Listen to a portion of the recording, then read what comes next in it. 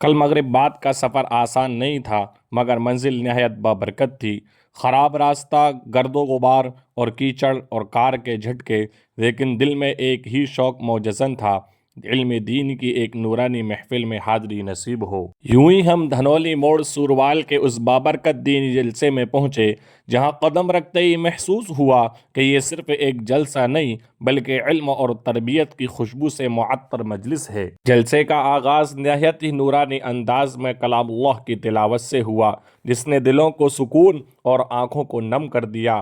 اس کے بعد ننھے منھے بچوں نے اپنے ایمان افروز پروگرام پیش کیے، کہیں حمد کی مٹھاس تھی، کہیں نعت کی خوشبو، کہیں نظم اور مکالمہ، تو کہیں ایکشن ترانہ، اور ہر پروگرام یہ پیغام دے رہا تھا کہ قوموں کی اصل طاقت ان کی دینی تعلیم ہے۔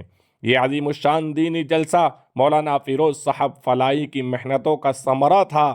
جلسہ انہی کی نگرانی میں منعقد ہوا اور نظامت کا فریضہ بھی خود مولانا فیروز صاحب فلاحی نے انجام دیا، جسے انہوں نے نہایت سلیقے، ترتیب اور وقار کے ساتھ نبھایا۔ اس عظیم جلسے کی صدارت مولانا صدام صاحب نے فرمائی۔ جلسے میں تشریف لانے والے علماء کرام کا نہایت محبت اور احترام کے ساتھ صافہ باندھ کر اور مالا پہنا کر استقبال کیا گیا، جو اس بات کی علامت تھی کہ یہ قوم آج بھی اپنے علماء سے محبت اور عقیدت رکھتی ہے۔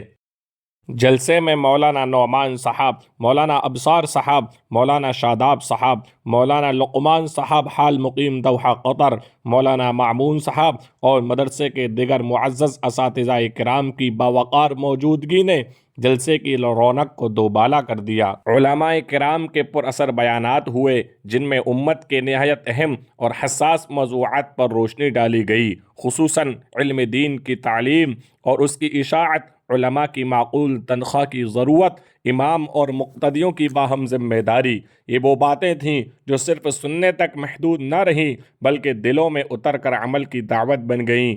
آخر میں مولانا نعمان صاحب کی پرسوز اور جامع دعا کے ساتھ یہ نورانی دینی جلسہ اختتام پذیر ہوا۔